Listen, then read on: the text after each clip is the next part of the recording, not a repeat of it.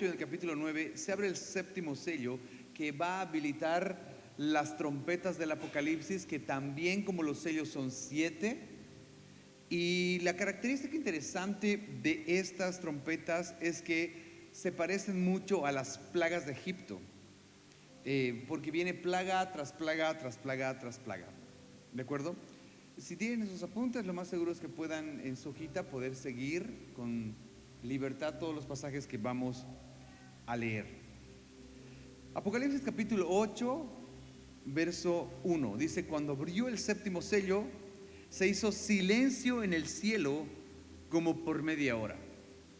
Me encanta que aparezca en este lugar un tiempo marcado, porque es como que hay un Selah, un silencio, nadie se está moviendo, y es como que genera expectativa, ¿no? O sea, el performance en el cielo se eleva, como sea se eleva, porque ahora se va a poner diferente, algo va a suceder, no sabemos qué.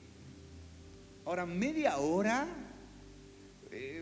no parece mucho tiempo, pero en serio depende de dónde estás y qué estás haciendo, ¿no?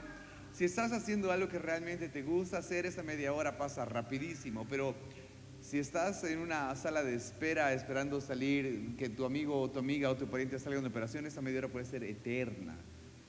Dependiendo de lo que uno hace, va a ser rápido. Yo creo que esa media hora, aunque suena, oye, media hora despacio, creo que media hora es bastante corto el tiempo.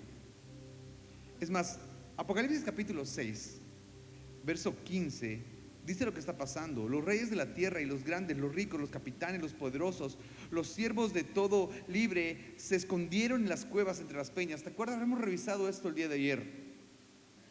Y desciendan los montes de las peñas, caigan sobre nosotros y escóndanos del rostro de aquel que está sentado en el trono y de la ira del Cordero, porque el gran día de la ira ha llegado. ¿Y quién podrá sostenerse en pie? O sea, para esos que están aquí, media hora realmente es un break muy esperado. Es un espacio que están esperando. Es ese espacio que creo que Dios les da para arrepentirse. Les da ese hueco para ver realmente cuál va a ser su actitud. Los pasos de Dios de misericordia al juicio siempre van a ser pasos lentos. Y aquí está mostrando eso. Un paso de decir, vamos, voy a otorgar misericordia, no me voy a apurar. Son siempre pasos renuentes, son siempre pasos medidos, porque Dios es un Dios de misericordia. Estamos en eso. Apocalipsis capítulo 8, verso 2. ¿Le parece si usted lee el verso 2? A la cuenta de 3. ¿Y dónde está la presentación? Bueno, mientras lo arreglan, yo se lo leo. ¿Le parece? Apocalipsis capítulo 8, verso 2. Y vi a los ángeles que estaban de pie ante Dios, y se le dieron 7 trompetas. Esto es nuevo porque no había antes ángeles. ¿Quiénes son estos ángeles? El verso 3. Otro ángel vino y se paró ante el mar con un incensario de oro, y se le dio mucho incienso para añadirlo a las oraciones de todos los santos sobre el altar de oro que estaba delante del trono. Y de la mano del ángel subió a la presencia de Dios el humo del incienso con las oraciones de los santos. Y el ángel tomó el incensario y lo llenó del fuego del altar y lo arrojó a la tierra, y hubo truenos, voces y relámpagos y un terremoto. Aquí está hablando acerca de las ofrendas de incienso. Son ofrendas agradables delante de Dios. Y les puedo asegurar una cosa, mis hermanos, que mientras nosotros no oremos en la carne, esas oraciones van a estar acumulándose en ese lugar. Mientras nuestras oraciones sean en el Espíritu, esas oraciones van a estar en ese sitio, esperando ser accionadas. Todas las oraciones, cuando nosotros decimos, ven pronto Señor Jesús, está ahí. Cada vez que nosotros cantamos Maranata, ven Jesús, se está acumulando en ese lugar esta oración para en el momento que Él venga se derrame sobre esta tierra. Porque Dios no se olvida de ningún sufrimiento que podemos tener. Dios jamás se olvida, y ese juicio justo de Dios, porque suya es la justicia, se va a manifestar. Ahora, este no es un fuego extraño. Yo creo que el fuego extraño son esas oraciones bien carnales, porque el fruto de un incienso o de un fuego extraño siempre va a ser la muerte. pero todo sufrimiento y toda oración alineada al Espíritu, les aseguro que se está llenando en ese lugar y se manifiesta, según el versículo 5, como truenos, como voces, como relámpagos y como un terremoto. Una vez más, otro terremoto. Me hace recuerdo a Éxodo capítulo 19, a Éxodo capítulo 20, cuando Dios trae un cambio de carácter a su pueblo, ese carácter que se manifiesta del cielo. Eso debe verse en la tierra. Al suceder esto, se habilitan las 4 primeras trompetas. Y las 4 primeras trompetas del Apocalipsis tienen 4 características. ¿Ya salen acá? Buenísimo. La primera característica de las trompetas es que las trompetas son literales. Al igual que las plagas de Egipto fueron literales, cuando la Biblia dice que el mar se volvió en sangre, pues se volvió en sangre. Cuando la Biblia dice que salieron ranas, pues es que salieron ranas. Cuando dice que salieron llagas, no le trates de buscar la parte espiritual, salieron llagas. Y lo mismo pasa en las primeras trompetas, son literales.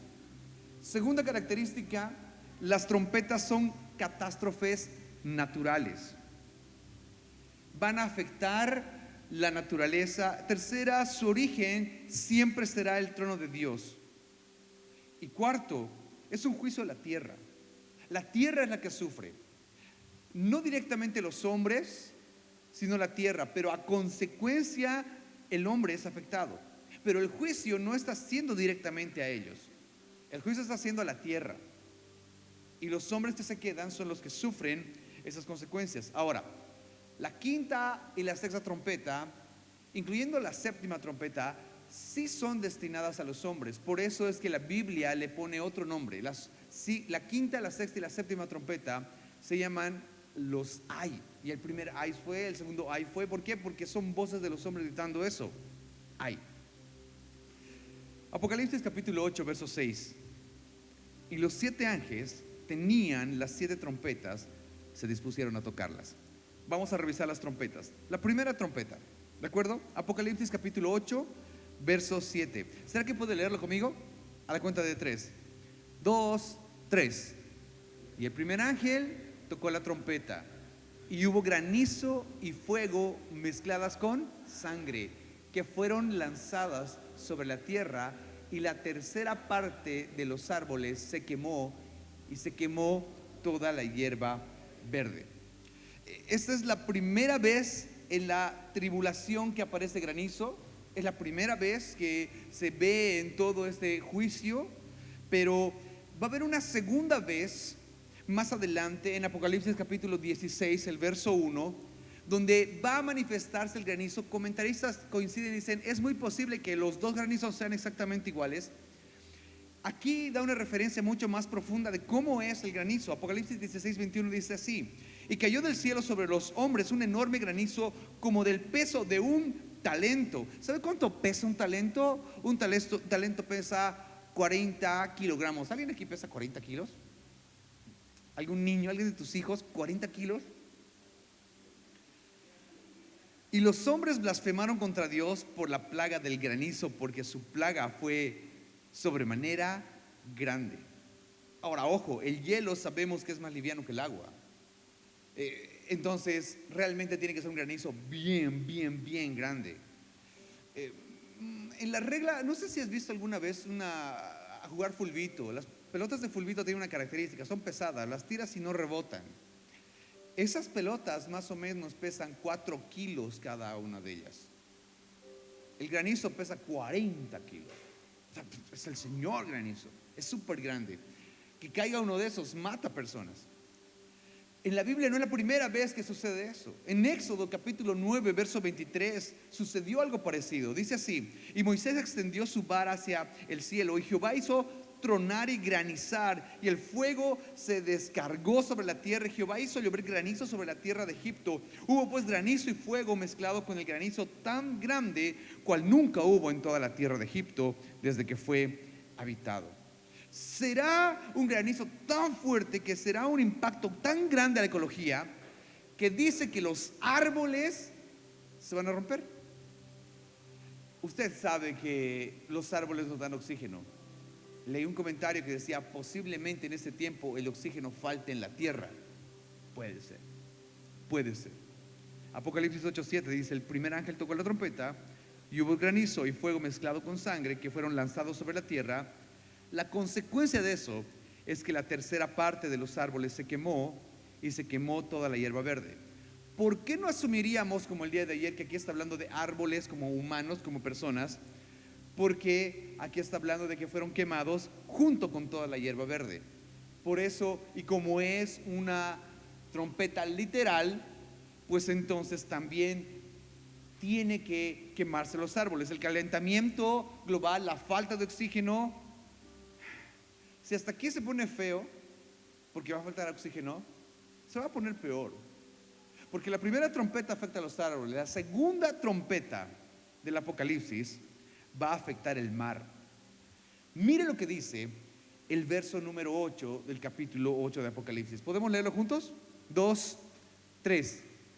El segundo ángel tocó la trompeta y como una gran montaña ardiendo en fuego fue precipitada en el mar y la tercera parte del mar se convirtió en sangre. Aquí aparece una palabra interesante, es la palabra como. En la literatura se utiliza la palabra como en un modo de símil. Ese es el nombre, es el símil. Puede ser que sea esa montaña que está viendo aquí Juan, puede ser que sea un meteoro. ¿De dónde viene toda la sangre que está ahí? Bueno, ahí dice de dónde viene toda la sangre. El versículo 9 dice esto: y murió la tercera parte de los seres vivientes que estaban en el mar, y la tercera parte de las naves fue hundida. ¿Sabes por qué el mar se vuelve color sangre? Sencillamente porque se mueren los peces y la sangre se está derramando en medio del mar. Va a suceder, es literal.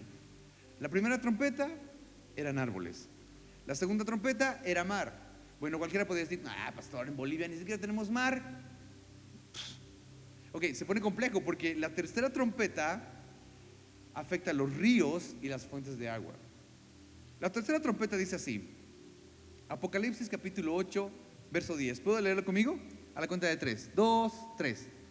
El tercer ángel tocó la trompeta y cayó del cielo una gran estrella ardiendo como una antorcha, y cayó sobre la tercera parte, ¿de dónde?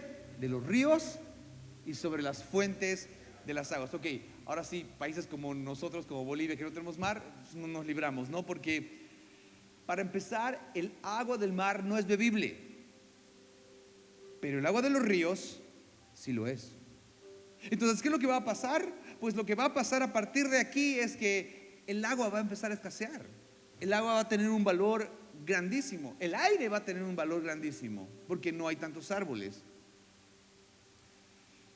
El verso 11 dice, y el nombre de esa estrella es Ajenjo, y la tercera parte del agua se convirtió en Ajenjo, y muchos hombres murieron a causa de estas aguas porque se hicieron amargas. Hay un dato de hace más o menos unos 2 años atrás, encontraron un meteorito que está dando vueltas alrededor de la Tierra y muy inteligentemente le pusieron ese nombre, el meteorito Ajenjo. Puede ser que se caiga eso, ¿no?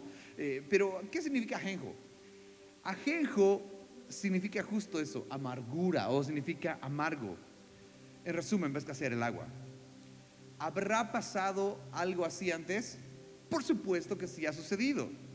Apocalipsis capítulo 15, verso 23. Y llegaron a Mara y no pudieron beber las aguas de Mara porque eran amargas, y por eso le pusieron el nombre Mara. Entonces el pueblo murmuró contra Moisés y dijo, ¿qué hemos de beber? Y Moisés clamó a Jehová, y Jehová le mostró un árbol y le echó las aguas al agua, y durante el agua, tú sabes la historia.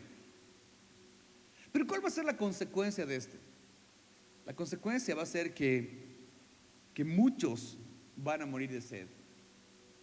Es más, a aquellos que les gusta escuchar podcasts, en Spotify hay un podcast buenísimo que se llama Sed. Es de producción mexicana, no son cristianos, así que si lo escuchas vas a escuchar un montón de disparates. Omite esa parte, retén lo bueno. De paso son mexicanos, y la historia esta narra la situación ficticia de cuando a la Ciudad de México se le acaba su fuente de agua y la gente se vuelve loca. Si tienes tiempo y tienes extra 1 hora y media de tiempo como para escuchar ese podcast, búscalo en Spotify, se llama Sed. Cuando escuché este podcast, realmente me llevó a este momento en la escritura, porque yo creo que en ese momento sí va a escasear el agua. Primera trompeta, árboles. Segunda trompeta, el mar. Tercera trompeta, escasea el agua, no hay ríos, no hay fuentes de agua. La cuarta trompeta, la Biblia dice lo siguiente, verso 12 de capítulo 8. Permíteme leértelo. El cuarto ángel tocó la trompeta y fue herida la tercera parte del sol y la tercera parte de la luna y la tercera parte de las estrellas, para que se oscureciese la tercera parte de ellos y no hubiera luz en la tercera parte del día y asimismo de la noche. Esto profecía de que la tercera parte del sol, la tercera parte de la luna, la tercera parte de las estrellas y que todo empiece a oscurecerse está profetizado desde hace rato. Mira lo que dice la Biblia en Joel capítulo 2 verso 10. Delante de él temblará la tierra, se estremecerán los cielos, el sol y la luna se oscurecerán y las estrellas retraerán su resplandor. ¿Recuerdas que les dije el día de ayer que es necesario particionar Mateo capítulo 24? La primera parte destinada a la iglesia, la segunda parte destinada específicamente a Israel y capítulo 25 destinado a las naciones. Cuando está hablando a Israel que ellos iban a estar en el tiempo de la tribulación, en Mateo capítulo 24 verso 19, dice así: e inmediatamente después de la tribulación en aquellos días, el sol se oscurecerá y la luna no dará su resplandor y las estrellas caerán del cielo y las potencias de los cielos serán conmovidas. Cuando yo veo esto, mis hermanos, hasta aquí yo puedo ver la misericordia de Dios en su máximo esplendor. ¿Qué? La misericordia, por supuesto.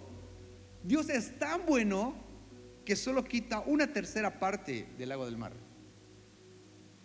y una tercera parte del agua y de los ríos. No le quita todo el agua, deja 2/3 partes todavía para que la humanidad pueda vivir. Le deja 2/3 partes del sol.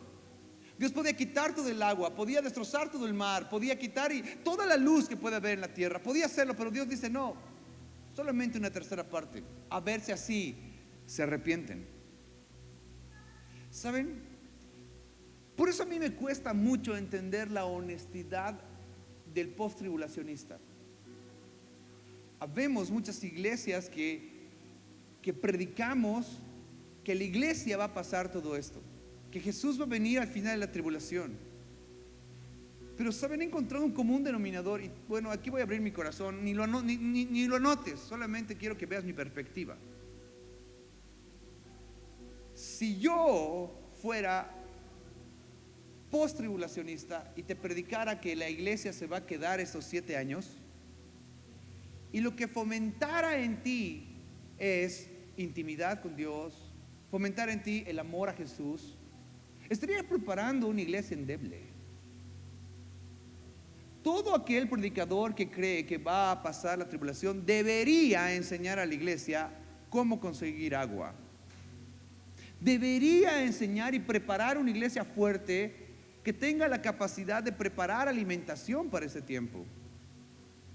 Toda iglesia que profesa no creer en el rapto y que esta iglesia va a tener que pasar todo esto, pues debería estar construyendo unos búnkers poderosos para poder vivir hasta el fin y perseverar hasta el final de esto. Por eso no es muy coherente el no creer en el arrebatamiento y preparar una iglesia romántica. Porque esta iglesia debería ser una iglesia que tenga la capacidad de supervivencia, que sepa dónde encontrar agua porque va a faltar agua, que sepa cómo producir oxígeno porque va a faltar. Es más, ¿usted cree que va a haber electricidad en ese momento? No, si apenas estamos con agua. Todas las ciudades que tienen agua para tener electricidad, sin ir lejos, La Paz depende del agua para tener luz, creo. Hay una parte. ¿Crees que va a darse el lujo de tener electricidad? Deberíamos preparar a la iglesia para ser capaces de sobrellevar ese tipo de cosas. Preparar búnkers, preparar lugares grandes para recoger agua de la lluvia. No tengo idea, pues tantas cosas. Por eso hay una incoherencia realmente en pensar de que no hay rapto y que solamente Jesús viene al final y punto, y no preparar una iglesia que pase así. Por eso es que nosotros hablamos de amor a Dios, hablamos de intimidad con Dios, porque sabemos que no vamos a pasar esto. Bueno, si hay alguien en medio nuestro, digo conmigo, ninguno aquí. Si hay alguien que ve este video y te has quedado, pues hermano, pucha, alístate porque la cosa se complica. Aquí aparece un espacio siguiente. Aquí aparece un hueco entre los sellos, un paréntesis, perdón, entre las trompetas, en Apocalipsis capítulo 8, verso 13. ¿Por qué dice esto? Apocalipsis 8, verso 13. Miré y oí a un ángel volar en medio del cielo, diciendo a gran voz: ay, ay, ay de los que moran en la tierra, a causa de todos de los otros toques de trompeta que están para sonar los tres ángeles. O sea, hasta aquí no han visto nada. Ay, aquí empieza lo serio. Recordemos un poquito. La primera trompeta, ¿cuál era? Árboles. La segunda trompeta, mar. La tercera trompeta, ríos y fuentes de agua. La cuarta trompeta, sol, luna, estrellas, se va la luz. La quinta trompeta se la conoce como el primer ay, porque ahí es donde la gente va a decir ¡ah! Y ese es el capítulo 9. Apocalipsis 9:1 dice así: el quinto ángel tocó la trompeta y vi una estrella que cayó del cielo a la tierra. Parece las otras trompetas, ¿no es verdad? Porque en una ya cayó algo del cielo, cayó en el mar, cayó otra cosa en la fuente. Parece, ¿no? Pero no. Porque a este que cayó, a esta estrella que cayó y está en pasado, dice así: y se le dio la llave del pozo del abismo. Por ende, la estrella que cae tiene que ser un ente o tiene que ser una persona.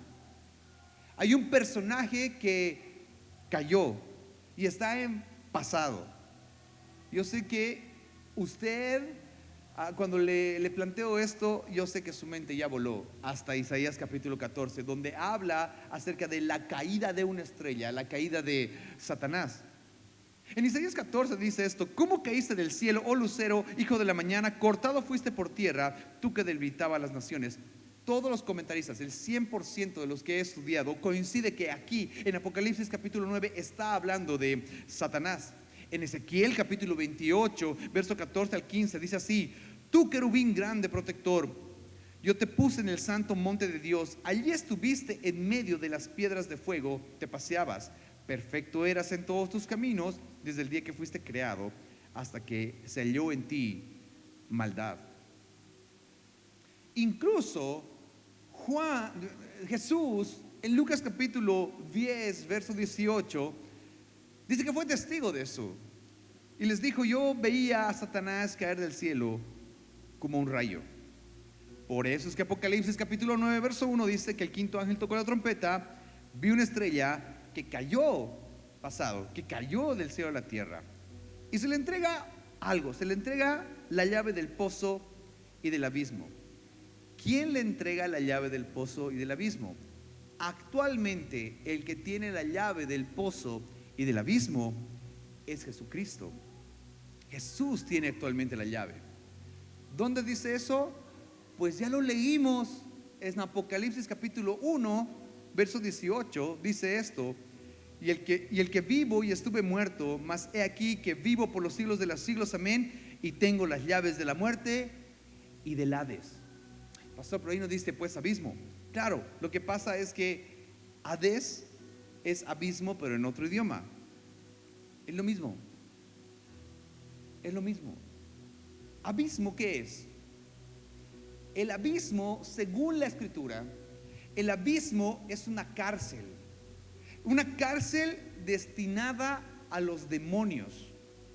Cuando los demonios son echados fuera, los sacamos y los mandamos al abismo, son encarcelados. Una prueba de eso está en Lucas capítulo 8, verso 30, cuando Jesús está liberando un hombre de un montón de demonios que se llaman legión. En el verso 31, sale en la pantalla, ellos le dicen y le rogaban que no los mandase al abismo, porque en el abismo es esa su cárcel, de ahí no van a salir hasta el momento que se le entregue la llave a Satanás.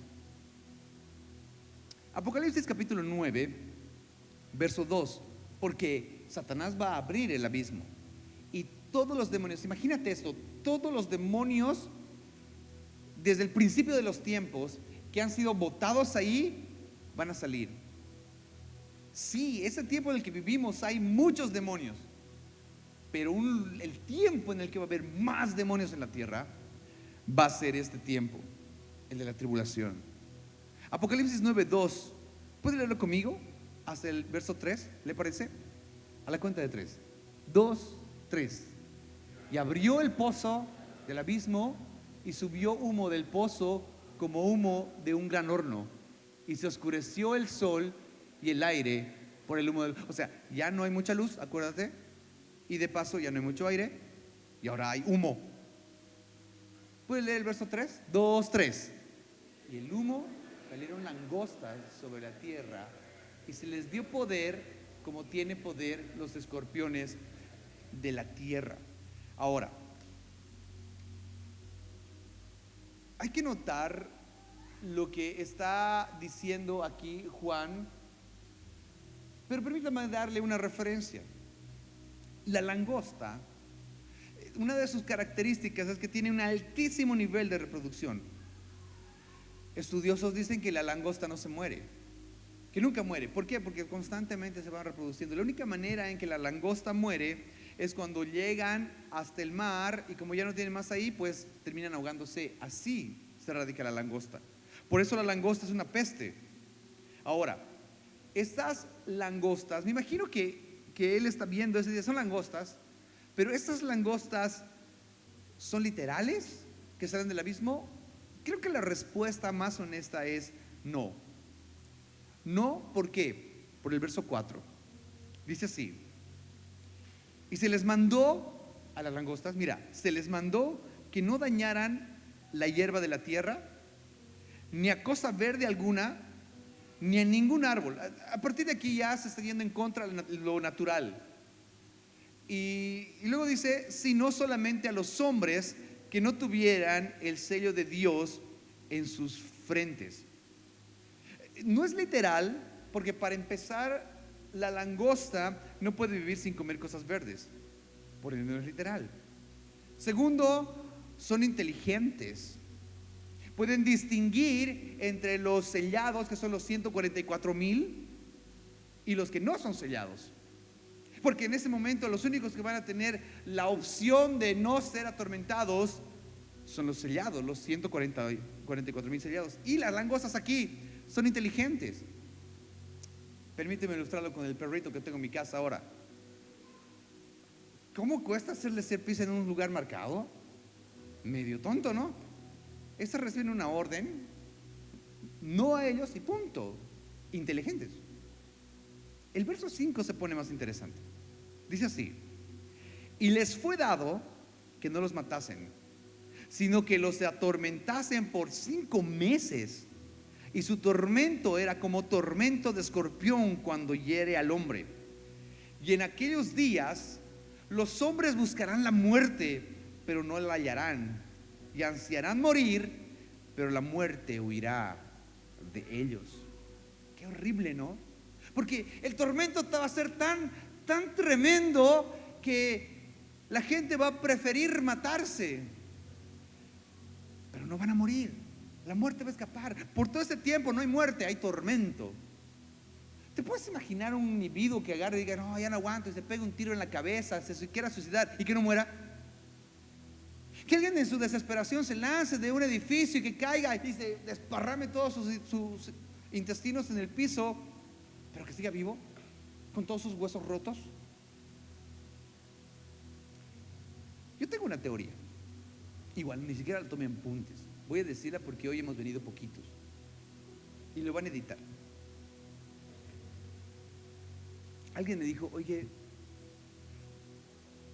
es interesante porque cuando salió la pandemia, todos decían, las películas nos avisaron lo que iba a pasar. No es verdad, y había un montón de películas. Y alguien agarró y me dijo, pastor, ¿y qué pasa con las películas famosas del apocalipsis zombie? ¿Pasará alguna vez? Porque no puede ser una coincidencia que Hollywood nos advierta de algo que va a suceder tantas veces. Yo tengo una postura. Mucha ficción, muchas películas de zombies. Pero mi postura es esta. Mira, se ha comprobado que cuando la humanidad entra en un tiempo en el que no tiene, por ejemplo, comida, su respuesta es volverse caníbal. Revisa los registros de accidentes de aviones. Cuando no tienen que comer, empiezan a comerse a sus propios amigos. El canibalismo es parte de ellos cuando escasea todo. Solo quiero que te pongas a pensar la situación. El mundo entero está en caos. Desde ya cuando pasó el COVID, el sistema sanitario de todo el mundo no pudo sostenerlo. Y aquí ya hubo terremotos, cataclismos, granizo, fuego, gente muriendo por todo lado, gente muriendo de hambre. Y ahora hay gente que debería morir, pero que no muere. Muertos vivientes caminando. Encuentras, se pega un tiro en la cabeza, no puede morir, tiene que caminar con el hueco en su cabeza queriendo ir al hospital. Va a ir al hospital y van a decir, no, sale de aquí. El cuate se cae, se rompe y va a tener que caminar como zombie. ¿Aceptarías a alguien así que se acerque a ti? Te aseguro que no, todos van a decir, váyanse. Mi teoría, ni la notes, mi teoría es que van a agarrar y los van a, igualito que con el COVID. ¿Te acuerdas el que tenía COVID los encerraban en un lugar? ¿No es verdad? Los aislaban. Igualito a los muertos que no se pueden morir, a los muertos vivientes los van a hacer a un lado. Y juras que les van a dar comida. Y no hay comida, no hay aire, no hay agua. Juras que les van a dar eso. Pregunto yo, ¿se comerán entre ellos? No, qué asco, ¿no? Mejor nos comemos al que esté pasando por ahí, carne más fresca, porque se está gangrenando, ¿no? El muerto viviente. ¿Qué crees? Que la idea de Hollywood de que los zombies salen corriendo para mascar y comer a los sanos ¿alguien se lo inventó? No, te aseguro que en ese momento eso va a suceder. Digo conmigo, ninguno aquí. Pero para el que está viendo el video y que se quedó, amigo mío, prepárate un buen 4x4 con tu auto anti-zombies. Te lo advertimos. Cierre del paréntesis de lo que pasa en la mente del pastor Alejandro. Pero eso dice, en aquellos días, el verso 6, Apocalipsis zombie, los hombres buscarán la muerte, pero no la hallarán. Y ansiarán morir, pero la muerte va a huir de ellos. En el 11 va a dar otro detalle de los langostas. Permítame brincar un poco eso, porque el otro verso ya lo leí. ¿Por qué luego dice esto de la langosta? Dice, y tiene por rey sobre ellos al ángel del abismo, el que gobierna la prisión, al ángel del abismo, cuyo nombre en hebreo es Abadón y en griego es Apolión. Abadón es en hebreo, griego es Apolión en griego, significa el destructor. El destructor es el que, él es su rey. ¿Por qué no puede ser esto literal? Porque la misma Biblia dice que las langostas no tienen rey. Proverbios 30:27 dice, las langostas no tienen rey. No hay que pelearse con la Biblia. Y salen en cuadrillas. Ok, ¿qué es entonces? ¿Qué son entonces estas langostas? Ahora sí, el verso que me salté, del 7 al 10. Dice aquí que son. El aspecto de las langostas era semejante a caballos preparados para la guerra. Primera característica. En las cabezas tenían como coronas de oro. Sus caras eran como caras humanas, tenían cabello como cabello de mujer, sus dientes eran como de leones, tenían corazas como corazas de hierro, el ruido de las alas era como el estruendo de muchos carros de caballos corriendo a la batalla. Tenían cola como de escorpiones y también aguijones en sus colas. Tenía el poder para dañar a los hombres durante 5 meses. Y aquí hay dos posturas. Puedes abrazar cualquiera de las dos. No hay ningún problema. Nadie va a juzgarte. Pero creo que son las dos más coherentes. No va a dividir la iglesia ni nada. Pero la primera es, definitivamente son huestes demoníacas. Definitivamente son demonios. Si lo crees, perfecto. La otra postura dice que lo que está pasando acá es que Juan está tratando de explicar con su limitado conocimiento en tecnología lo que son, por ejemplo, helicópteros, elementos de guerra. Toma en cuenta que Juan es un hombre del primer siglo, describiendo armamentismo moderno. O sea, para él lo más rápido que existe es un caballo. Entonces, cuando escucha y ve, dice, son caballos dispuestos a ir a la guerra. Y otra vez utiliza la herramienta que ha estado utilizando desde el principio del capítulo 8, el símil, el cómo. Es como esto, es como tal cosa. Y aquí dice, mira, no es que tiene una corona de oro, es como si tuviera una corona de oro. Ahora, ¿qué parte del helicóptero será esa? No tengo ni idea, pero dice, caras eran como caras humanas. Por eso los que creen en esta postura es que dentro del helicóptero vio un hombre y decía, ahí dentro tiene una cara de hombre, puede ser el piloto. Cabello como cabello de mujer, tiene que haber algo largo que está encima de ellos, podría ser la hélice. Dientes eran como de leones, coraza como coraza de hierro. El ruido de sus alas era como un estruendo de muchos carros de caballo. Colas como escorpiones, también aguijones, pueden ser las armas, puedes hacer volar tu imaginación ahí. Y en sus colas tenía poder para arañar a los hombres durante 5 meses. Ya sea que sean huestes demoníacas que acaban de salir del abismo, o que sea un mover espiritual que provoque que pase lo que pasaba en los Avengers con el Helicarrier, que se levantan aviones para matar gente. ¿Se acuerdan del Capitán América? ¿Alguien vio eso? ¿Pecador como yo? ¿Sí? ¿Te acuerdas que ahí decían, sí, vamos a matar a la gente antes de que cometan algo? ¿Se acuerdan? Y él decía, no es justo.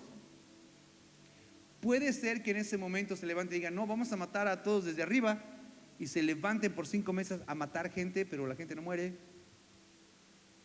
O sea, con justa razón, la gente que está ahí va a gritar, ay, ay, ay, ay, ay, ay. Por eso es el primer ay. Y lo vuelve a repetir el verso 12. El primer ay pasó 5 meses. He aquí vienen aún 2 ayes después de eso. Hasta aquí está grave. Entonces, voy a hacer un resumen rápido. Primera trompeta, los árboles se dañan, falta oxígeno. Segunda trompeta, el mar. Tercera trompeta, los ríos y las fuentes de agua. Cuarta trompeta, el sol, la luna y las estrellas. Baja la luz. Quinto es un tormento por 5 meses. Y la sexta trompeta, se acaba el apocalipsis zombie. Porque dice la Biblia que con la sexta trompeta, 1/3 parte de la gente muere. Apocalipsis 9:13. ¿Puede leerlo conmigo ese versículo? A la cuenta de 3. 2, 3. El sexto ángel tocó la trompeta y oí una voz entre los 4 cuernos del altar de oro que estaba delante de Dios, diciendo, el sexto ángel que tenía la trompeta desata a los 4 ángeles que están atados junto al gran río Éufrates. 15.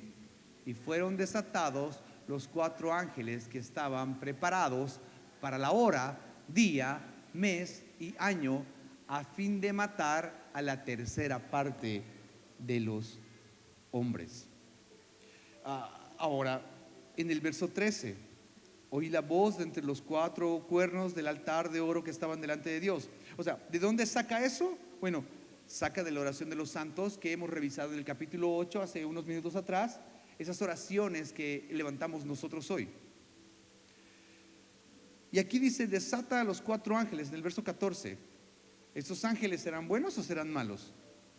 Ok, algunos, no todos, algunos dicen que estos 4 ángeles muy posiblemente sean países árabes por la ubicación que está diciendo acá del río Éufrates.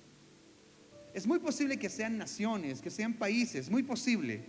No sabemos hasta ahorita. Te aconsejo que no te quedes para averiguarlo. Vámonos.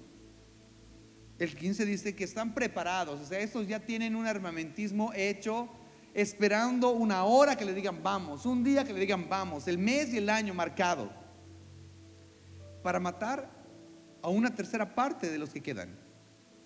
El verso 16 dice así: el número de los ejércitos de los jinetes, checa eso, por eso piensan que es ejércitos de estas 4 naciones. El número de los ejércitos de los jinetes son 200 millones. Yo oí su número.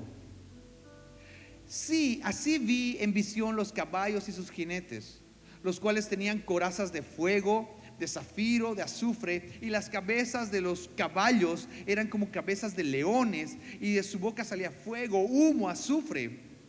Por estas 3 plagas fue muerta la tercera parte de los hombres, por el fuego, por el humo y por el azufre que salía de su boca.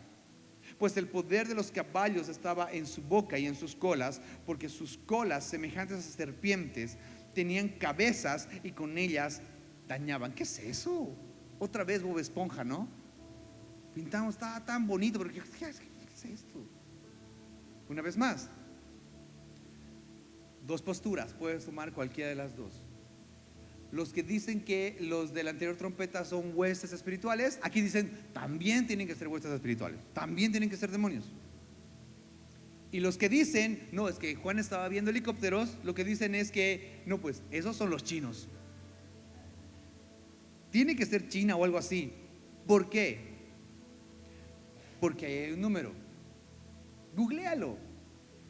China se jacta, es la única nación que se jacta de decir que tiene 200 millones de personas en su ejército. Puede ser China. Puede ser, porque 200 millones es demasiado. Puede ser que sea una bacteria.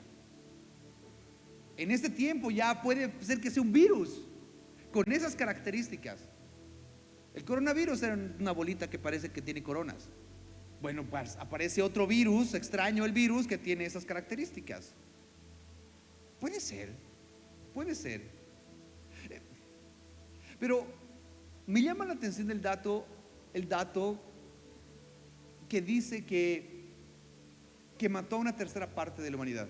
¿Cómo puede llegar Juan a esa conclusión? Actualmente, permítame manejar números redondos para no hacerlo difícil. Actualmente se cree que en el mundo somos 7,000 millones de personas. 7,000 millones de personas. Aprox. Vamos a asumir de que en el arrebatamiento se va un grupo de personas. ¿Cuántas pueden quedar? 6,000 millones de personas. Que la iglesia de Cristo seamos 1,000 millones de personas. Hagamos un ejercicio solamente por hacer volar nuestra imaginación y cerrar de esta manera este capítulo. 1,000 millones de personas en la iglesia de Cristo y nos vamos en el rapto. Bueno, 6,000 millones todavía van a quedar en la tierra. Cuando pasa el caballo amarillo, ¿te acuerdas del caballo amarillo? Cuando pasa el caballo amarillo, la Biblia dice que una cuarta parte de la población muere. Esos son 1,500 millones de personas. Si me equivoco, me corrige. Entonces nos quedan 4,500 millones de personas del mundo. Cuando suena la sexta trompeta, la Biblia dice que una tercera parte de la humanidad, o sea, otros 1,500 millones de personas mueren. Solo en este conteo tan burdo que estoy haciendo y rápido que estoy haciendo, hay 3,000 millones de personas muertas. 3,000 millones de personas muertas. ¿Sabes a cuánta gente mató el COVID? 2.5 millones. 2.5 millones de personas muertas por COVID. Hasta aquí van 3.000 millones de personas muertas. Miren, ¿de qué trata Apocalipsis? De la revelación de Jesús. Si yo leo estos capítulos así, bueno, solo veo catástrofe. Pero no la revelación de Jesús. Sin la revelación de Jesús no sirve de nada esto. De nada, porque el objetivo es encontrar a Jesús. ¿Dónde encuentro a Jesús en estos dos capítulos de catástrofe tras catástrofe tras catástrofe? Creo que encontramos a Jesús y a Dios en la referencia de que Dios es serio con el pecado. Dios es serio con el pecado y que el sacrificio de Jesús tuvo que ser tan sangriento que esta es la única manera de poderlo comparar. Jesús fue sacrificado a ese nivel y fue tan fuerte ese sacrificio que pagó por todos. Avancemos y terminemos esta primera parte con el verso 20. ¿Puede leer conmigo el verso 20? Dice así, 2, 3. Y los otros hombres que no fueron muertos por estas plagas, ni aún así se arrepintieron de las obras de sus manos. Vamos, ni dejaron de adorar a los demonios y a las imágenes de oro, de plata, de bronce, de piedra, de mané, las cuales no pueden ver, ni oír, ni andar. Y el verso 21 dice, y no se arrepintieron de sus homicidios, ni de sus hechicerías, ni de su fornicación, ni de sus hurtos. Hubo unos meses en la congregación hace algunos años atrás que Espíritu Santo nos llevaba a hablar de la idolatría, que la idolatría, que la idolatría. Fueron reuniones de domingo que osé poner aquí a la Virgen María y luego la historia de la Virgen María y luego hablé de Navidad. Y alguien se acercó y me dijo, pero pastor, ¿por qué habla tan mal del árbol de Navidad? ¿Por qué habla tan mal de las imágenes? Y yo le llevé a este versículo. ¿Sabías que en la tribulación, o sea, yo no hablo mal, la Biblia habla mal? No es que la Biblia dice muchas cosas en contra de toda imagen. Yo no hablo mal de ellas. El corazón del hombre es dado a la idolatría. Mira Apocalipsis capítulo 9 verso 20. No importa lo que le suceda, estos no se arrepintieron. Es más, su corazón seguía volcado a la idolatría. ¿Cuál era su principal error? Idólatras de imágenes. Y no se arrepintieron. ¿No se parece mucho a nuestros días? Termino con esa pregunta. ¿No se parece mucho a nuestros días? Que igual siguen volcándose a la idolatría. Ok, veamos el cuadrito cómo estamos avanzando. Terminan los 7 sellos, las 6 trompetas y aparece este paréntesis interesante que abarca el capítulo 10, mitad del capítulo 11 y al final del capítulo 11 aparece la 7ª trompeta, que es la que habilita las copas de la ira. Entre este espacio se encuentra el paréntesis entre las trompetas y las copas de la ira, donde aparecen personajes que ocurre al mismo tiempo. El capítulo 12, 13 y 14, donde está la mujer y el dragón, las 2 bestias, el cántico de los 144,000, el mensaje de los 3 ángeles, la tierra que es cegada y los ángeles con las copas de la ira. Y aquí aparecen las copas de la ira. Por eso es un paréntesis. Va a ser una buena sesión la de mañana, donde vamos a hablar acerca de la mujer, el dragón, y el domingo vamos a añadirle el panorama de Daniel capítulo 2, ¿de acuerdo? Pero antes de eso vamos al capítulo 10. Ni la vas a sentir, vamos a terminar el 11 y vamos a salir a tiempo de acá. Apocalipsis capítulo 10, verso 1, dice esto: vi descender del cielo a otro ángel fuerte, envuelto en una nube, con el arco iris sobre su cabeza, y su rostro era como el sol, y sus pies como columnas de fuego. ¿Qué resalta en este versículo? Resalta la palabra otro. ¿Por qué otro ángel fuerte?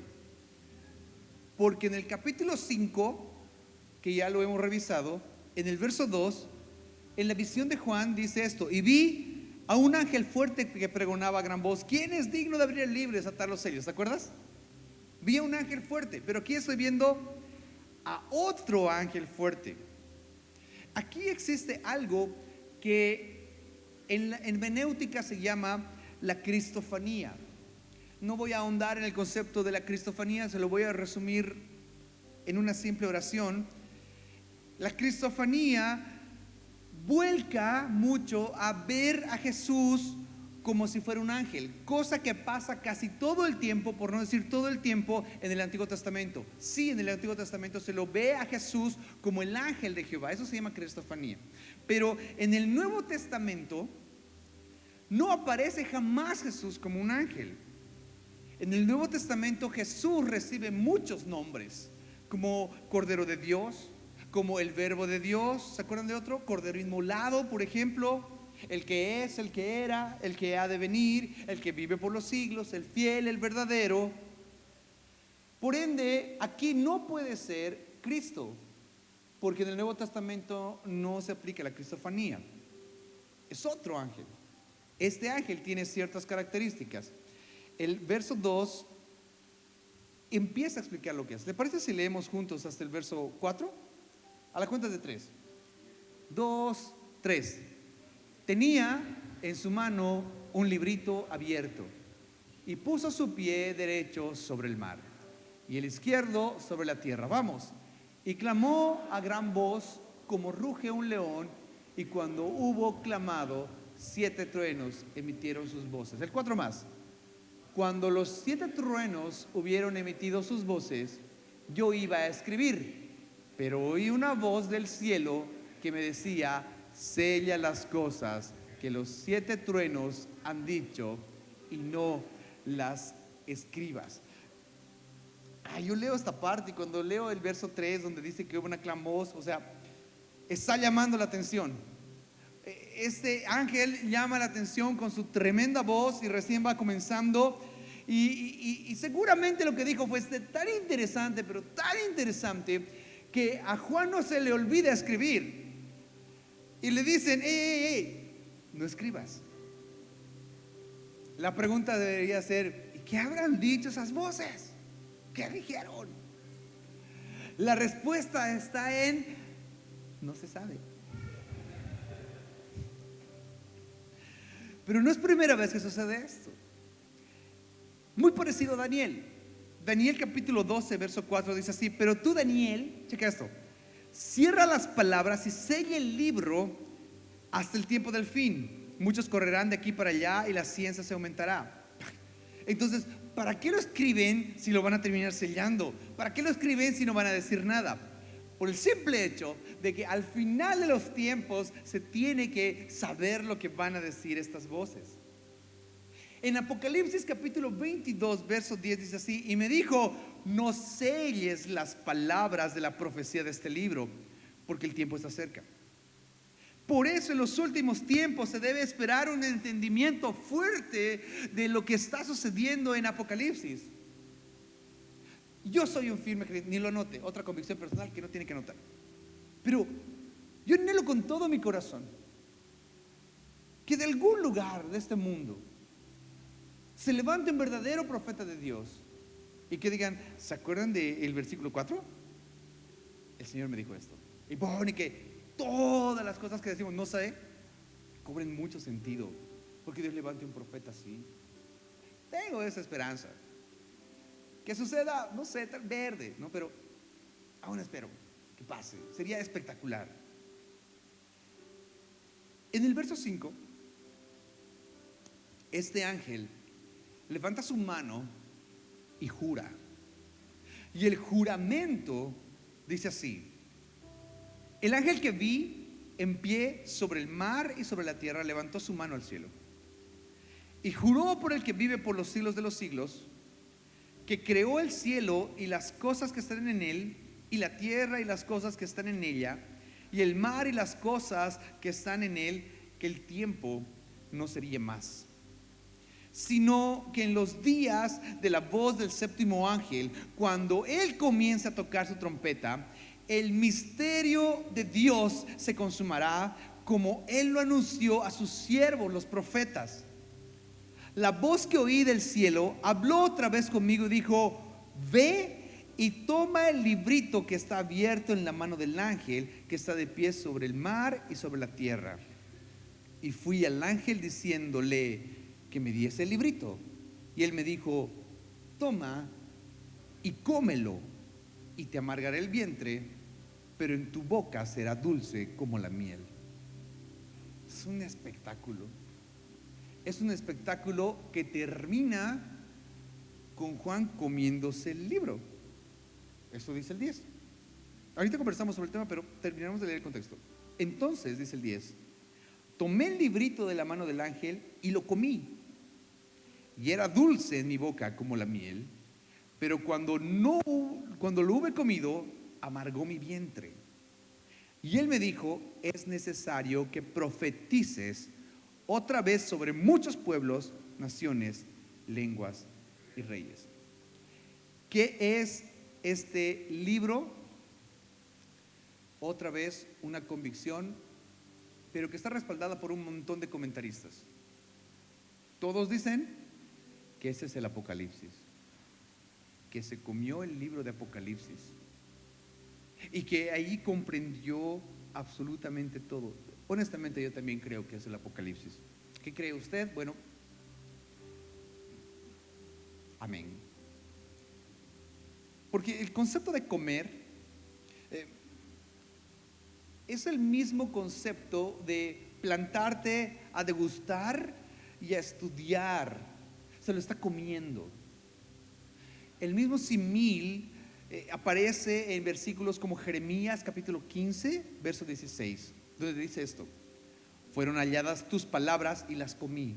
Es eso, o sea, está meditando, está ahí saboreando esas palabras. Y yo la comí, y tu palabra, checa eso, es eso, tu palabra me fue por gozo y por alegría en mi corazón, porque tu nombre se invocó sobre mí, oh Jehová, Dios de los ejércitos.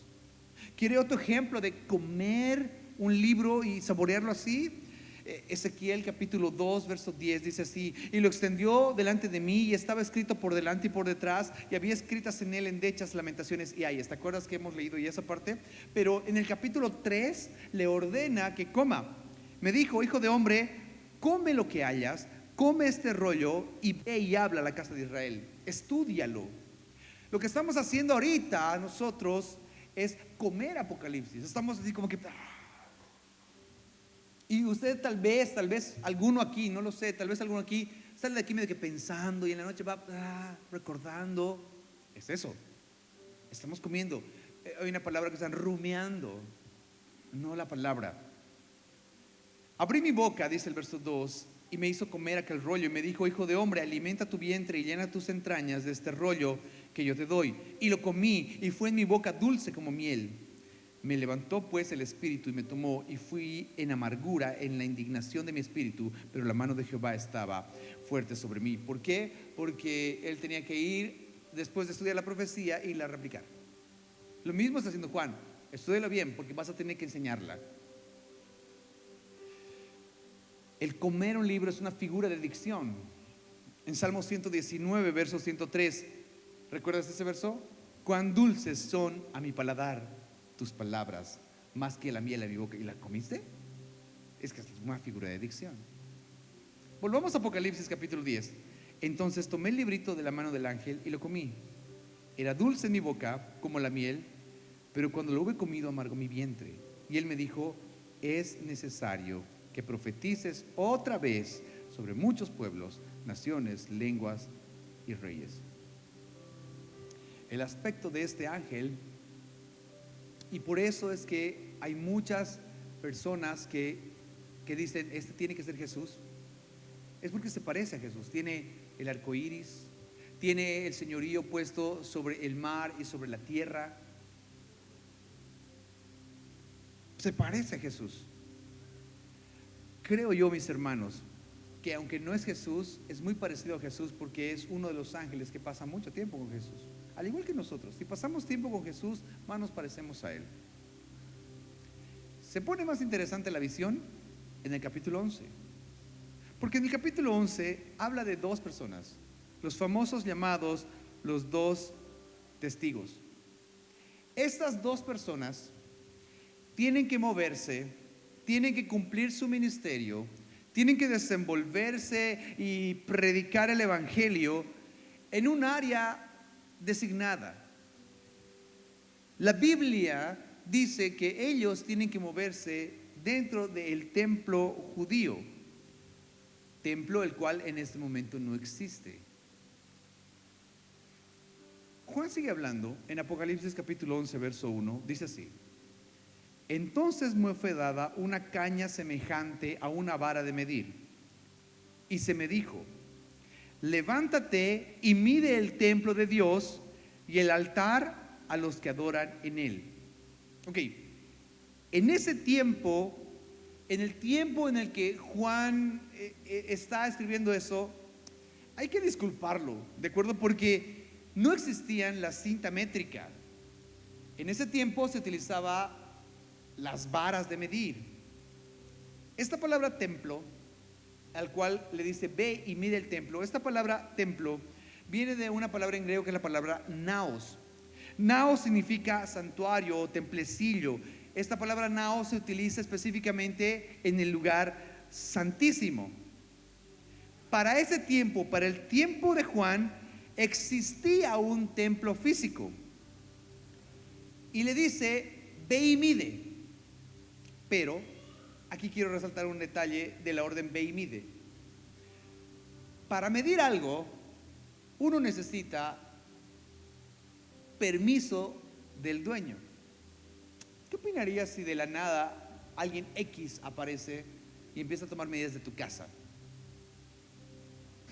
Oye, ¿qué te pasa, no? ¿Qué haces aquí? Necesita permiso del dueño. Entonces, para dar una orden de ve y mide, tiene que haber un carácter de posesión. Habacuc capítulo 3 verso 6 dice así: se levantó, otro ejemplo, se levantó y midió la tierra, miró e hizo temblar a las gentes, los montes antiguos fueron desmenuzados, los collados antiguos se humillaron, sus caminos son eternos. Ve y mide la tierra, porque uno mide lo que es propio. Es raro que alguien mida algo que no le pertenece. Si usted revisa Zacarías capítulo 2, en Zacarías hay un varón midiendo Jerusalén, también por orden. Ahora, aquí le dice, ve y mide ese templo. ¿Usted cree que Juan no había estado antes en el templo? Seguro que sí. El templo que está viendo Juan es un templo que no se parece al templo que él conocía. Por eso le da la orden de ve, toma medidas. Quiero que lo revises, quiero que veas qué cosas tiene de nuevo. Yo sé que conoce usted toda la historia del templo, pero si no, para alguno de nosotros que desconoce esta historia del templo, permítame contarlo de una manera muy, muy, muy rápida. David amaba a Dios y quería construirle un templo, pero Dios le dice: David, tú no me vas a construir un templo, lo va a construir tu hijo. Y él dijo: bueno, está bien, pero yo reúno los materiales. Salomón construyó el templo y siguió los planos que su padre había preparado. Y la Biblia dice que él preparó un templo impresionante. Fue un templo espectacular. Ese es el primer templo judío. Y ahí realizaban todos sus ritos. Era impresionante, todo era de oro, es una locura. Viene Babilonia, y Babilonia toma al pueblo de Israel y se lo lleva hasta Babilonia. Ahí es donde aparece, por ejemplo, Daniel. Y en ese proceso de llevárselos, destrozan el primer templo. Hay una profecía que dice que después de 70 años ellos tenían que regresar otra vez a Jerusalén. Pasan los 70 años y regresan a ese lugar, y ahí aparece Esdras, aparece Nehemías, y entre ellos reconstruyen Jerusalén, por lo menos la muralla, y también reconstruyen el templo. Pero imagínate reconstruir un lugar sin recursos, para empezar. Segundo, sin tener la posesión legal del lugar, porque había gente que quería tener ese lugar. Entonces dice que construían todo, las murallas y también el templo, lo construían con una mano y con la otra en su espada. porque cualquier rato venían a sitiarlos. Entonces construyen un segundo templo medio que pele, no hacía pena, ¿no? Salvado. Este es el segundo templo. Herodes se llevaba bien con los gobernantes de Judea. Entonces le dice: miren, vamos a darle una inyección a esto, ¿no? Miren, voy a invertir en su templo solamente para caerles bien. Y hacen una inversión en el templo, y de esa manera es que el segundo templo también se vuelve bonito, con oro y más cosas. Pero está Jesús en ese templo. Jesús conoce el segundo templo judío. Ahí es donde él predica. Y aunque el segundo templo ya está bonito, y porque tenían un acuerdo con los romanos y más cosas, le dicen: Jesús, ¿no te parece tan bonito este templo? Y Jesús profetiza. Él le dice: hey, de cierto les digo que no va a quedar de este templo piedra sobre piedra. ¿Te acuerdas? Y todo el mundo dice: pues qué locura esto, ¿no? Pasan 70 años de esa profecía, y el rey Ciro va y toma posesión de Israel, y ahí es donde Israel se dispersa completamente por toda la tierra. Como Herodes había hecho cierta inversión en ese lugar, dice que cuando se incendió, el oro que había en ese lugar empezó a filtrarse entre las uniones de las piedras. Los soldados, al ver eso, dijeron: aquí hay oro. Y literalmente empezaron a sacar piedras y a desmontar piedras para poder sacar el oro que quedaba ahí. Los estaban sitiando. Así es como se cumple esa profecía: no quedará piedra sobre piedra. ¿Por qué? Porque la gente sitió eso para sacar todo el oro que quedaba en ese lugar. Israel es dispersado, y no hay más Israel, hasta que en cierto momento Israel vuelve a ser reconocido como nación. Y eso no está tan lejos. Es en mayo de 1948. Reconocen otra vez Israel y dicen: bueno, pueden regresar otra vez a Jerusalén para ser una nación, porque hasta esa fecha no existía Israel. Pero cuando Israel regresa, no tiene templo, porque su templo está ubicado por una mezquita de los musulmanes, justo en ese lugar. Lo poco que queda, lo poco que pueden reconstruir, lo poco que pueden adornar, es una pared que se llama el Muro de los Lamentos, donde tú ves a rabinos ahí delante del muro lamentándose porque no tenemos un templo en el cual ejercer nuestro ministerio. Somos nación, pero no podemos seguir nuestra religión. Eso es lo que está pasando. Para el tiempo de la tribulación, yo sé que me has escuchado predicar esto un montón de veces, por eso estoy yendo tan rápido. Para el tiempo de la tribulación es necesario que exista un templo funcional. Por eso es que Daniel, en el capítulo 9, verso 27, dice así: y por otra semana confirmará el pacto con muchos, a la mitad de la semana hará cesar el sacrificio. ¿Dónde va a hacer cesar el sacrificio? Pues en el templo. Después, con la muchedumbre de las abominaciones, vendrá el desolador, hasta que venga la consumación y lo que está determinado que se derrame sobre el desolador. El capítulo 11, el verso 31, dice así: se levantará de su parte tropas que profanarán el santuario y la fortaleza, y quitará el continuo sacrificio, y pondrá la abominación desoladora. Tiene que haber un tercer templo. Aquí está hablando de una desolación, una abominación desoladora. Jesús, recuerden que les dije el día de ayer, Mateo capítulo 24 se divide en dos partes. La primera parte es a la iglesia, la segunda parte es a Israel. Mateo 25 es a las naciones. En Mateo capítulo 24, en la segunda parte que está hablando a Israel, en el verso 15 en adelante, les habla acerca de eso Jesús. Les dice: hey, por tanto, cuando vean en el lugar santo la abominación desoladora del que habló el profeta Daniel, el que le entienda, ¿en qué consistía la abominación desoladora? Yo sé que usted sabe esto, pero lo repito: es que para el sacrificio en el templo, y se sienta ahí el anticristo para hacerse adorar como Dios, entonces el que está en Judea huye a los montes. ¿Por qué dice el que está en Judea huye a los montes? Porque esa parte es para Israel.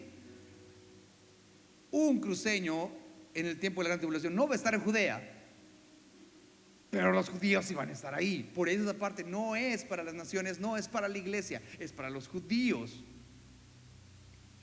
Pablo habló de esta abominación desoladora que tiene que suceder.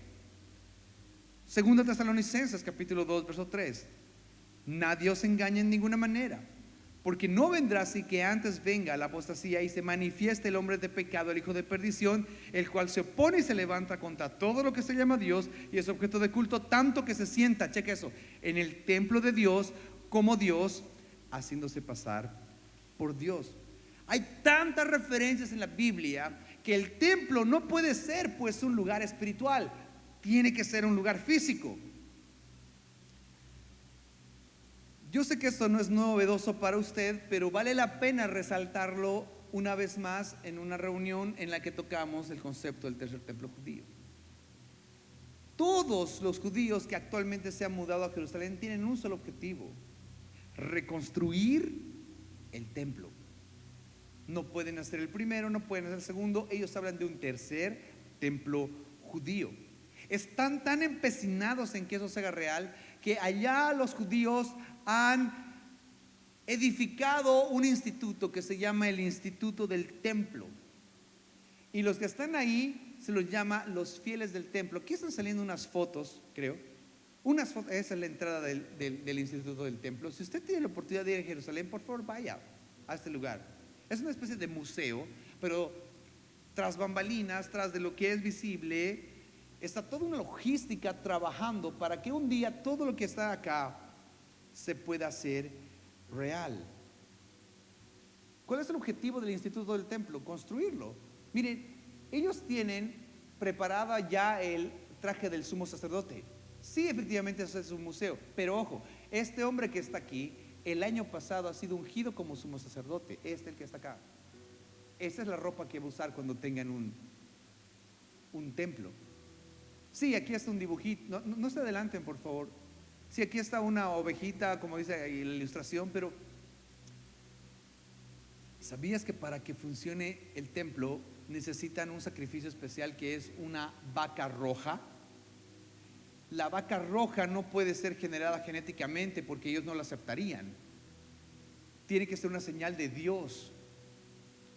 El año pasado, no, antes de la pandemia, perdón, nació la vaca roja, se le murió.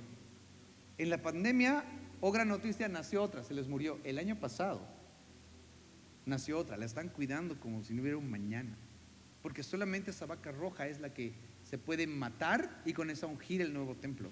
Y está chiquitita, va a crecer. Todas crecen. Siguiente. Mira, ellos practican allá cómo va a funcionar su ceremonia. Ellos tienen todos los elementos ya preparados, todo. Tienen planos de cómo va a ser el tercer templo judío. Dale uno adelante, por favor. Solamente déjeme mostrarle, y si puedes habilitar sonido en la consola para que no quede esto vacío, el render del proyecto terminado del tercer templo judío. Y cuando arranque el video vas a ver el logo del Instituto del Templo. Y dicen, esto vamos a construir. Vamos con el video.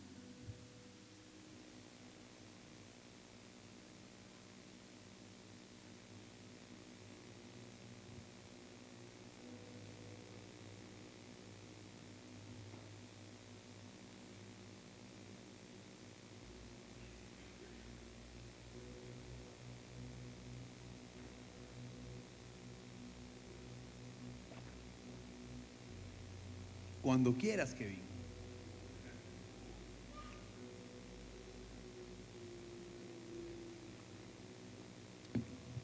Tranquilo, hermano. Aquí te esperamos.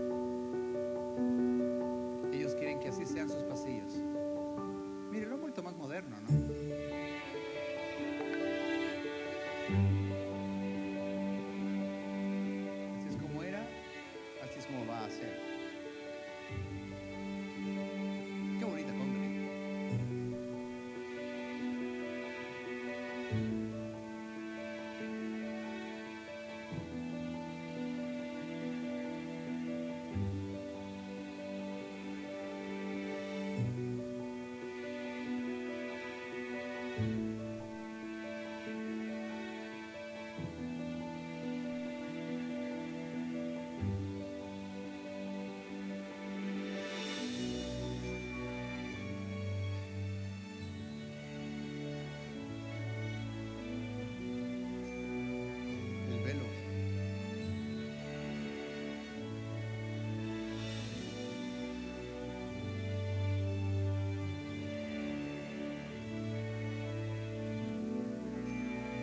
La mesa de los panes. La menorá.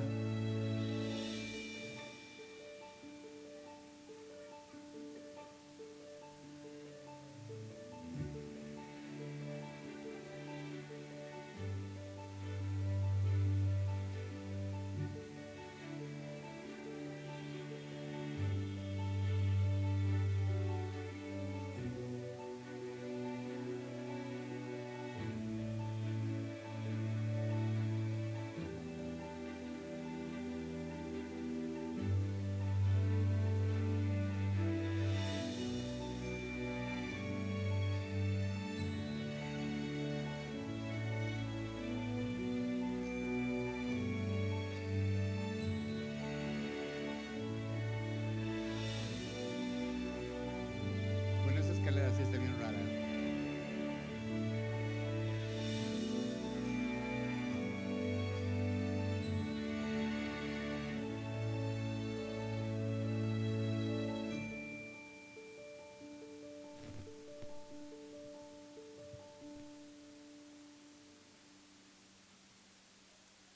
Mire, si quiere mayor referencia, entre a la página web que aparece ahí.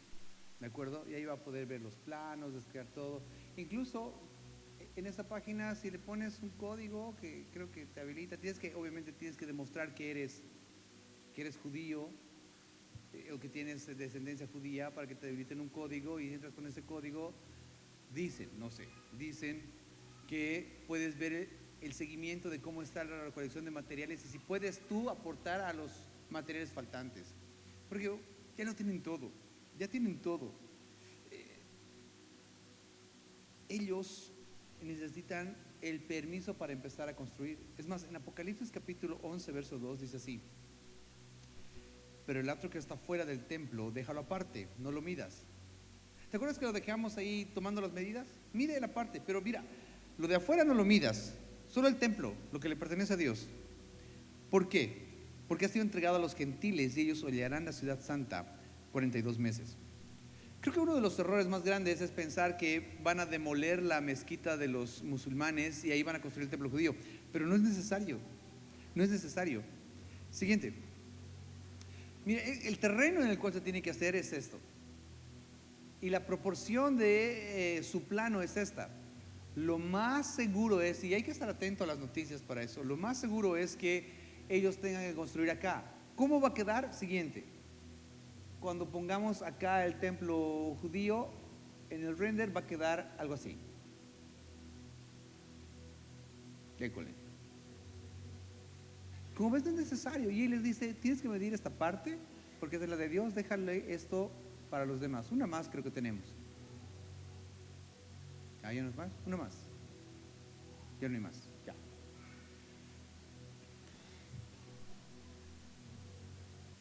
Como verás, es necesario que el tercer templo se construya para que se manifieste lo que esos dos individuos van a hacer. ¿Qué va a pasar? Apocalipsis 11, verso 3. Y daré a mis dos testigos que profeticen por 1270 días. 1270 días son 3 años y medio. Vestidos de silicio. Lo más seguro es que este templo se construya ya, rapidísimo, y como tienen todo preparado, pues va a ser violento. Es que sea en la primera parte de la gran tribulación, esos 3 años y medio que ellos se dediquen a predicar. Segunda característica, van a estar vestidos de negro. Aquel que diga, no, es que el negro es del diablo, bueno, no sé, aquí tengo dos predicadores pro que van a estar vestidos de negro. Verso 4. Esos testigos son los dos olivos y los dos candeleros que están de pie delante del Dios de la tierra.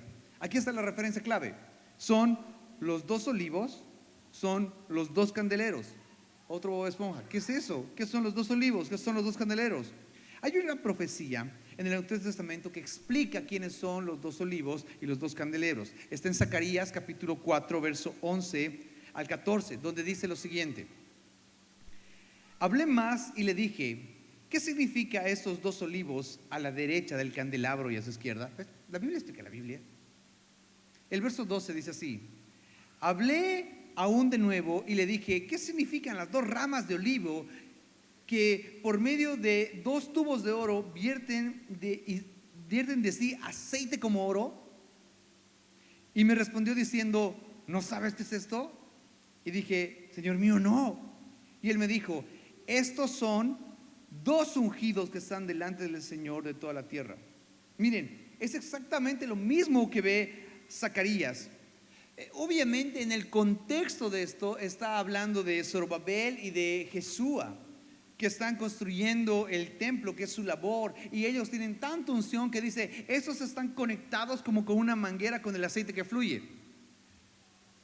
Pero se aplica en lo mismo, porque luego el verso 6 dice, entonces respondió y me habló diciendo, esta es palabra de Jehová a Zorobabel, que dice, no es con ejército ni con fuerza, sino con mi espíritu, ha dicho el Jehová de los ejércitos. Y mira, yo sé que usamos esto porque nos han acostumbrado a nuestro cristianés fluido el utilizar palabras que no es con ejército ni con fuerza, sino con su Santo Espíritu.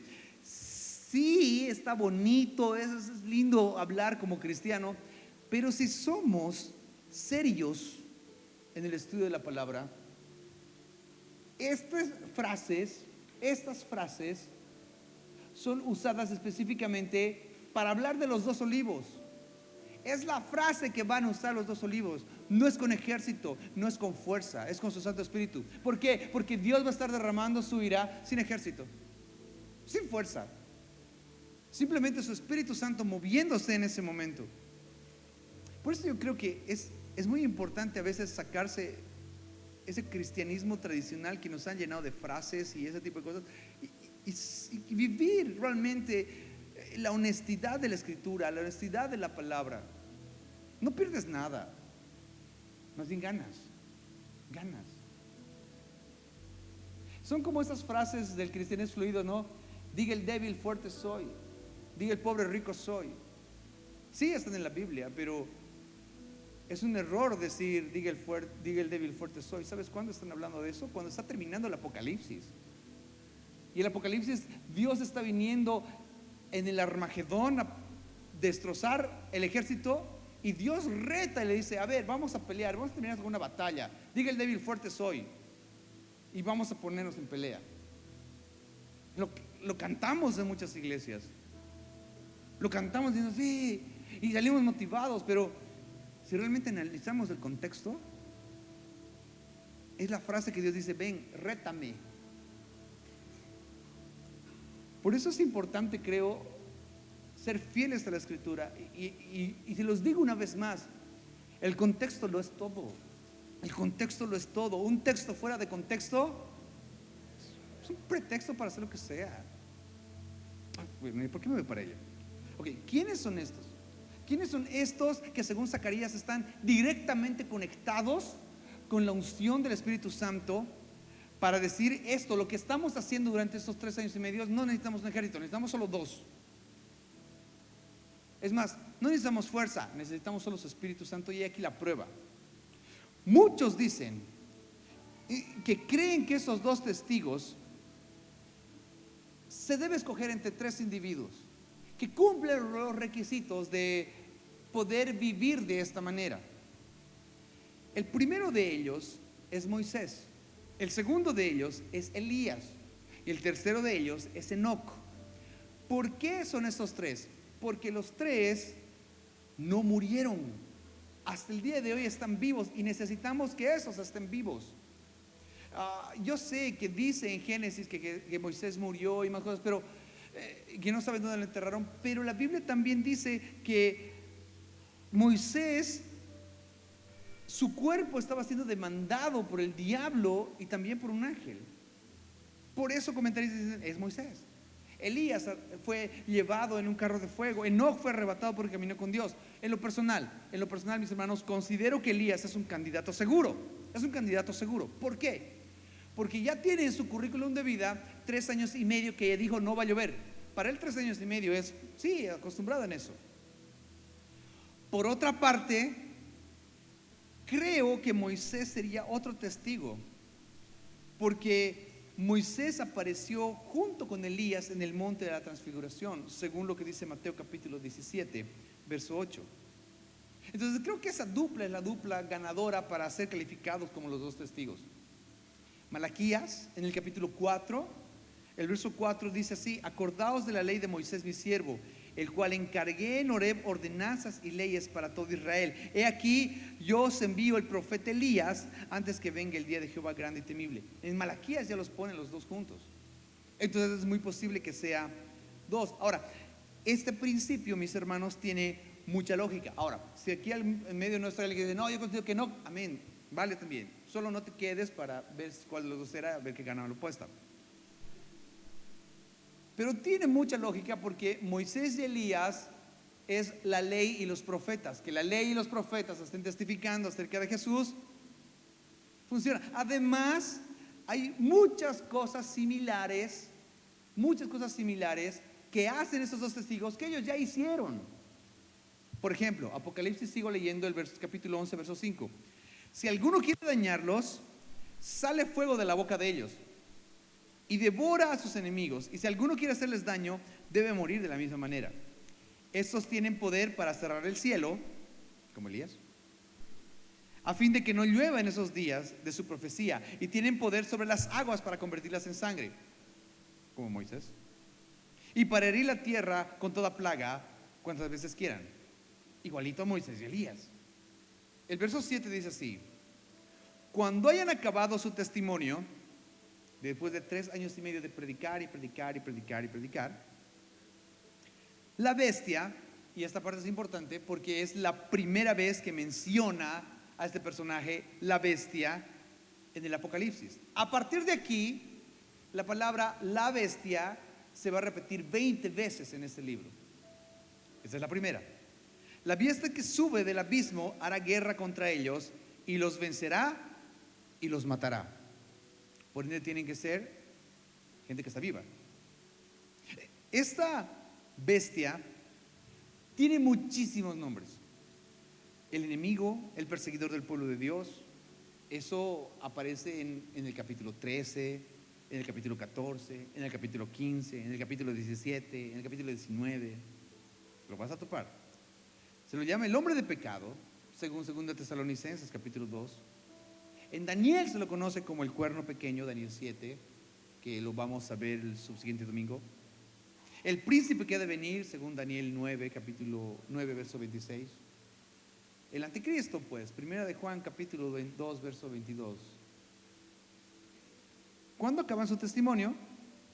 Bueno, cuando Dios permite que los maten.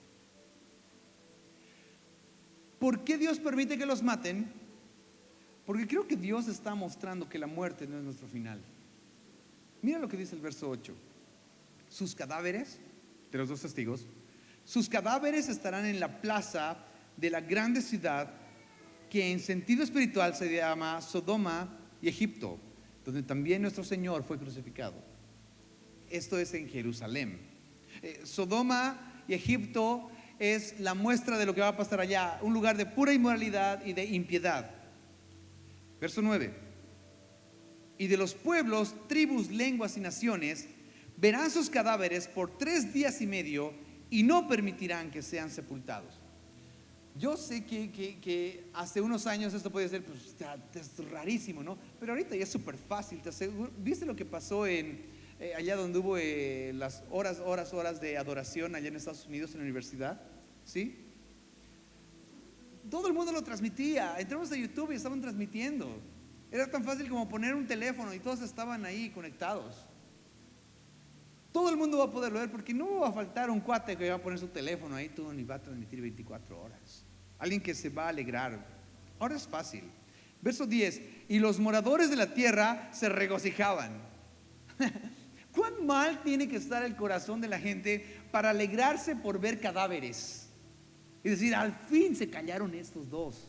Por fin estos dos que hablaban todo el tiempo de Jesús, al final se callan. Porque desde que empezó este asunto en la tierra no hay felicidad hasta el día que estos se mueren. Sobre ellos se alegrarán. Y mira, y se enviarán regalos unos a otros, porque estos dos profetas habían atormentado a los moradores de la tierra. Claro, porque el evangelio es tormento para el impío. Pero te lo vuelvo a decir, cuánta maldad hay en la tierra que celebren se van a mandar regalos. Feliz día del profeta muerto. Verso 11. Pero después de 3 días y medio entró en ellos el espíritu de vida enviado por Dios, y se levantaron sobre sus pies, y cayó gran temor sobre los que los vieron. Pero ojo, no es temor de Dios, es temor de un muerto que vuelve a la vida. No se arrepintieron. El verso 12 dice así: y oyeron una gran voz del cielo que les decía, sube acá. Me encanta esa frase. Sube acá. Y subieron al cielo en una nube, y sus enemigos los vieron. Son arrebatados, exactamente usando las mismas palabras que cuando Juan es arrebatado. Sube acá. Ahora es cuando es que lo que pasa es que ahora es cuando deberían predicar, ¿no es verdad? Ahora es cuando ellos deberían decir, les dijimos que Dios es real. Ahora es cuando iba a ser más efectivo su predicación. Pero ¿recuerdas que la Biblia también dice que aunque Moisés resucite, en esa parte de Lázaro, no, de Lázaro, mándalo a Lázaro para que predique a mis hermanos? Pero si aunque Moisés resucitara, no le van a dar bola. Es que el corazón del hombre va a estar tan dañado que aunque ni Moisés resucite, se van a arrepentir. Es que saben que los milagros no convierten a nadie, es la convicción de pecado lo que convierte. Bueno, no es predicar, es estudio bíblico. Apocalipsis 11:13. En aquella hora hubo un gran terremoto, y la 10ª parte de la ciudad se derrumbó. Por el terremoto murieron un número de 7,000 hombres, y los demás se aterrorizaron, dijeron y dieron gloria al Dios del cielo. No sé, puede ser que eran 7,000 que eran de Dios, ¿no? Puede ser que estos eran 7,000 que se convirtieron al ver que estos resucitaban, o con la predicación última de ellos que se convirtieron, y es el remanente de Israel. Puede ser, y que Dios se los esté llevando, puede ser. Tal vez por eso Romanos capítulo 11 verso 3 dice así: Señor, a tus profetas han dado muerte, y tus altares han derribado, y solo yo he quedado, y procuran matarme. Pero ¿qué le dice la divina respuesta? Me he reservado 7,000 hombres que no han doblado rodillas delante de Baal. Puede ser que también ahí exista ese remanente. Así también aún en este tiempo ha quedado un remanente escogido por gracia. Cuando sucede eso, el capítulo 11 dice esto, verso 14: y el segundo ay pasó, pero aquí el tercer ay viene pronto. Al leer esto veo que Dios se está revelando todo el tiempo. ¿Sabe por qué? Porque hasta aquí se está predicando todo el tiempo. Hay 144,000 que están predicando, y hay 2 testigos poderosísimos que están predicando. Y luego aparece del verso 15 al verso 19 la 7ª trompeta. Y con esto terminamos y nos vemos mañana. Simplemente vamos a leerlo. ¿Le parece? Apocalipsis capítulo 11 verso 15. Permítame leer a mí el verso 15, usted lee el 16, y así llegamos hasta el 19 y cerramos la noche. Dice así: el 7º ángel tocó la trompeta, y hubo grandes voces en el cielo que decían: los reinos del mundo han venido a ser de nuestro Señor y de su Cristo, y Él reinará por los siglos de los siglos. Vamos. Y los 24 ancianos que estaban sentados delante de Dios en sus tronos se postraron sobre sus rostros y adoraron a Dios, diciendo: te damos gracias, Señor Dios Todopoderoso, el que eres, el que eras, el que ha de venir, porque has tomado tu gran poder y ha reinado. Vamos. Y se airaron las naciones y su ira ha venido. Y el tiempo de juzgar a los muertos y de dar el galardón a tus siervos, los profetas, a los santos y a los que tienen por su nombre, a los pequeños y a los grandes, y de destruir a los que destruyen la tierra. Terminamos. Y el templo de Dios fue abierto en el cielo, y el arca de su pacto se veía en el templo. Y hubo relámpagos, voces, truenos, y un terremoto y grande granizo. Cuando sucede eso, se habilita las 7 copas de la ira, puesto que ahí va a haber un espectáculo de 7 ángeles que van a derramar el clímax de la ira de Dios. Pero antes de eso, a Juan le muestra las características de todas las personas que andan metidos en esto.